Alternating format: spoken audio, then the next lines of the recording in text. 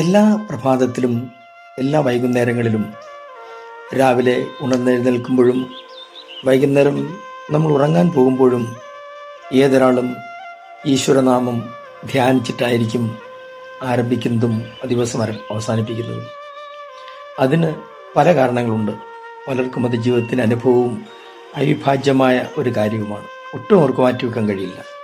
അതുകൊണ്ട് വലിയ നേട്ടങ്ങളും പ്രയോജനങ്ങളും അവരുടെ ജീവിതത്തിലുണ്ട്. എന്തുകൊണ്ടെന്നാൽ അവർ ദൈവത്തെ വിളിക്കുമ്പോൾ അല്ലെങ്കിൽ ദൈവത്തോട് പ്രാർത്ഥിക്കുമ്പോൾ അന്നത്തെ മുഴുവൻ നിമിഷങ്ങളും മുഴുവൻ സമയവും ആ ദൈവസാന്നിധ്യം അവരുടെ ഉള്ളിൽ അവർ അനുഭവിക്കുകയാണ്.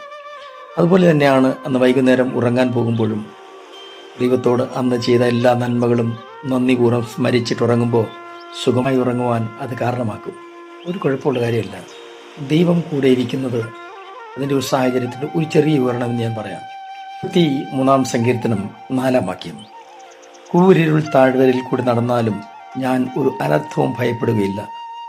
നീ എന്നോട് കൂടെ ഇരിക്കുന്നുവല്ലോ, നിന്റെ വടിയും കോലും എന്നെ ആശ്വസിപ്പിക്കുന്നു. നോക്കൂ, കൂരിരുൾ താഴ്വരയിൽ കൂടി, അതായത് ജീവിതത്തിൻ്റെ ഏറ്റവും കട്ടി കൂടിയ ഏകാന്തത പല നിലകളിലുണ്ട്. ചില ഏകാന്തതകളിലൊക്കെ ആരെങ്കിലുമൊക്കെ ഓടിയെത്തുവാൻ സാധ്യതയുണ്ട്. ചില ഏകാന്തതകളിൽ ആരും കാണില്ല. ഒറ്റപ്പെട്ടു എന്ന് പറയത്തില്ലേ, അതിൻ്റെ പൂർണ്ണ അർത്ഥത്തിൽ ഒറ്റപ്പെടൽ അനുഭവിക്കുമ്പോഴാണ് ഇത്തരം ഏകാന്തത, അതായത് കൂരിരുൾ, ഒട്ടും പ്രകാശം ലഭിക്കാത്ത, ഒരു സാധ്യതയുമില്ലാത്ത, എല്ലാ വാതിലുകളും അടഞ്ഞിരിക്കുന്ന, ഒന്നും ദൃശ്യമല്ലാത്ത ആ പ്രത്യേക സാഹചര്യത്തിൽ ദാവീദ് പറയുന്നത്, നീ എൻ്റെ കൂടെ ഉണ്ട്. എത്ര വലിയ ഉറപ്പാണത്! നോക്കൂ, ഏത് പ്രതികൂല ജീവിത സാഹചര്യത്തിലൂടെ കടന്നു പോകുമ്പോഴും ദൈവം കൂടെ ഉണ്ട് എന്ന ഉറപ്പ് പ്രാപിച്ചിട്ടുള്ള ഒരു ദൈവപൈതൽ തീർച്ചയായിട്ടും ആ കൂരിരുളിലും ഒരു പ്രത്യാശയുടെ കിരണം അവർ തന്നെ ഉണ്ടാക്കിയെടുക്കും. ഇത് വേറെ ആയിരിക്കുന്ന ജീവിതാനുഭവം, ഞാനിപ്പോൾ ആയിരിക്കുന്ന സാഹചര്യം, ഒറ്റപ്പെട്ടു എന്നുള്ളത് ശരിയാണ്. പക്ഷേങ്കിലും ഞാൻ I am seeing somebody with me, that is Jesus. യേശുവിനെ ഞാൻ എൻ്റെ കൂടെ കാണുന്നു.